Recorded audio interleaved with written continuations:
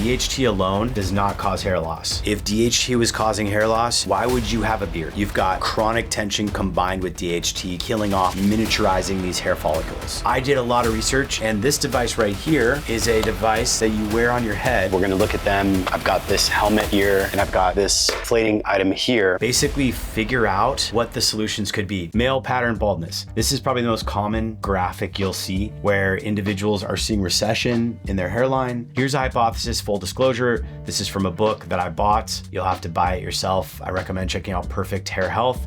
The idea here is that DHT, which is what you see in the marketing across most of these companies, is causing hair loss. DHT causes hair loss. That is the argument. And so that is why we've seen people get pushed countless amounts of DHT blocking medications. Things like Finasteride, right? Topical and oral Finasteride being used to block your DHT levels so that you no longer have DHT in your system. And it's super concerning because you're basically chemically castrating yourself as a man when you lower your DHT levels. I've personally done Finasteride for 17 years, and it was one of the, I'm so frustrated, not frustrated, I'm grateful that I figured out that I should not be on it, but it was a very long, slow process. I think blocking your DHT is not the answer. Basically, there's two things happening here. One, you've got a chronic scalp tension in the scalp, and this is causing the TNF alpha to be triggered. And then if you have higher levels of DHT, which I would argue are very, very welcomed in a masculine person, you want a lot of DHT. It's amazing. It's the most potent form of testosterone. It's going to give you anabolic growth in your muscle mass. You're going to have higher sex drive, a healthier libido, stronger erections, things like that. You want DHT. You do not want the opposite of DHT. And then it's the tension. So my hypothesis here, which is built off of kind of what we've learned from Perfect Hair Health, and I encourage you to read more and see a lot of the case studies and just get some real perspective here, is that hair loss is going to be largely affected by how chronically tight your scalp is set. If you have a chronic tightness in your scalp, it's not going to be good for your hair loss. You're just going to have a problem. Okay, just to recap, if DHT was the sole culprit for your hair loss, why do we get these funky patterns of hair loss at the temples and at the crown vertex? And why in some of the highest concentrated areas of DHT in the cell tissue of humans, like our beards, do we have just insane thickness? This is coming from having more DHT. This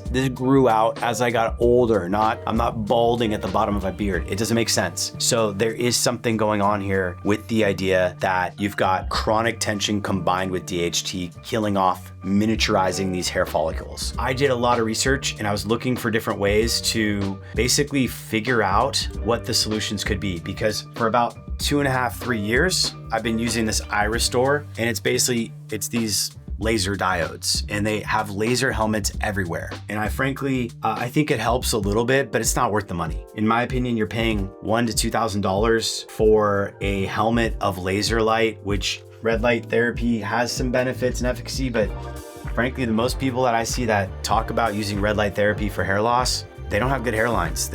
Unless they've had a hair transplant or they're super young, I'm just not seeing an example of a result that I would value and really weigh in on feedback. So for me, I don't think this is worth the money, and I think it's kind of a ripoff. So sue me at iRestore, because I think that your product it's a product, but there's nothing fancy about it, and it's just the value isn't there.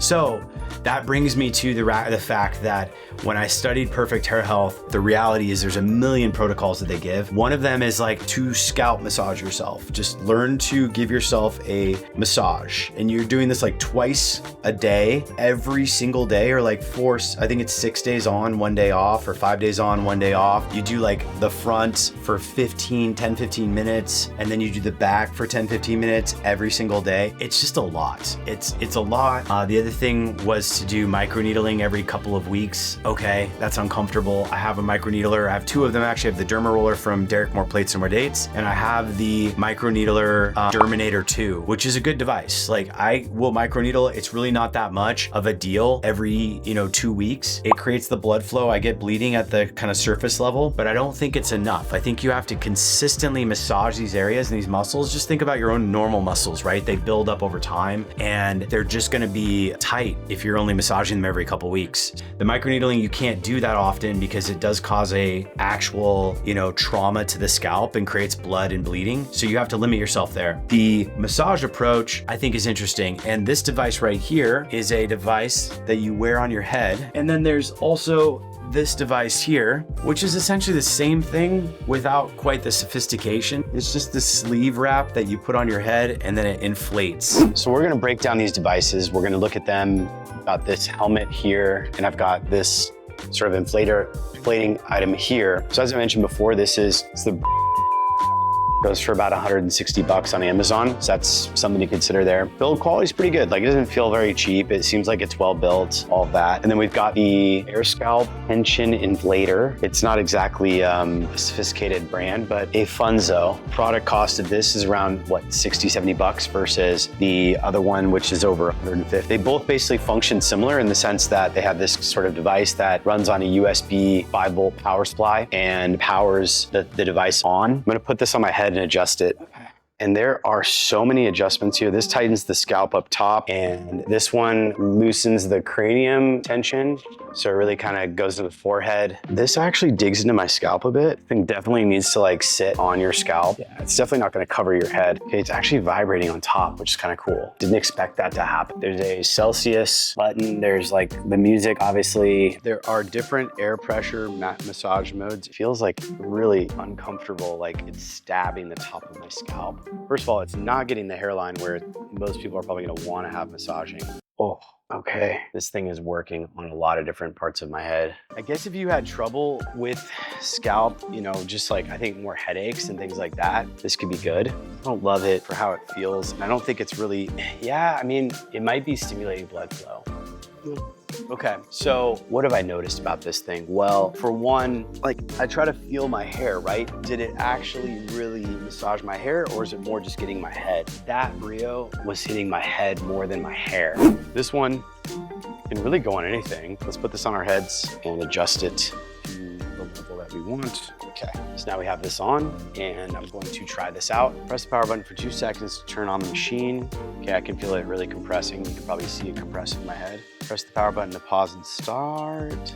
I feel like my head is being pulled up by this thing.